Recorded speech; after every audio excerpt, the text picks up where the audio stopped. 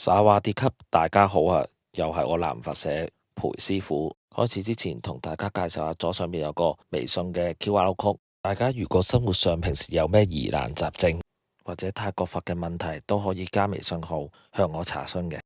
咁今集同大家講嘅呢，就係古曼唐啦。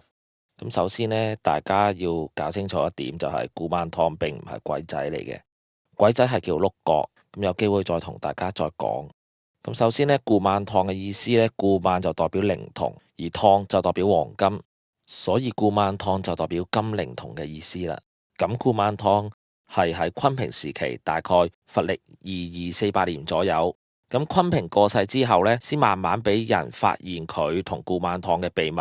後嚟啲人呢，就為咗紀念昆平救國嘅功勞，就將佢封咗為民族英雄。當然都唔會忘記咗古曼唐嘅功勞啦。所以泰國人就特登起咗啲佛廟嚟供奉昆平同古曼唐嘅。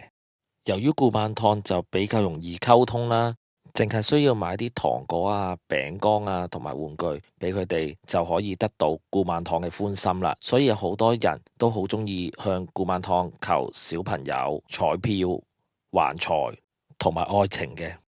咁有好多家長呢，去咗拜古曼唐之後呢，返到屋企小朋友一反常態，變到好聽話，仲好孝順父母。而求橫財嘅人呢，亦都財源廣進。咁求愛情嘅人呢，亦都得到佢哋嘅好姻緣。所以就一傳十，十傳百，好多人湧到去佛廟求願。一間細細嘅廟就擺滿晒玩具、水果、糖果同埋小朋友着嘅衫。咁喺泰國佛牌界做古曼唐最出名嘅，一定要數到佛統府屈三岩嘅龍婆嗲大師啦。咁大師已經圓寂咗好多年，所以佢做嘅古曼唐而家係十分之珍貴同埋稀有嘅。時至今日，供奉古曼唐已經唔係泰國人嘅專利，遠喺到香港、台灣甚至新加坡、馬來西亞，講到古曼唐呢個名一定唔會令人陌生。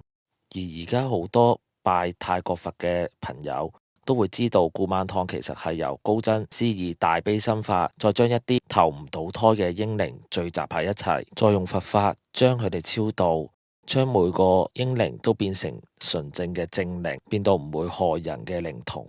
古曼唐亦都有通靈嘅能力，除咗可以守護屋企同埋商店，仲可以幫助主人招來財富同埋生意。咁供奉咗古曼唐返去嘅朋友，記得要真係當佢好似小朋友咁樣看待。最後提醒大家，供奉古曼唐一定要心存善念，千祈唔好諗住用古曼唐嚟做壞事。好啦，今集就同大家講到呢度，大家記得關注同點讚。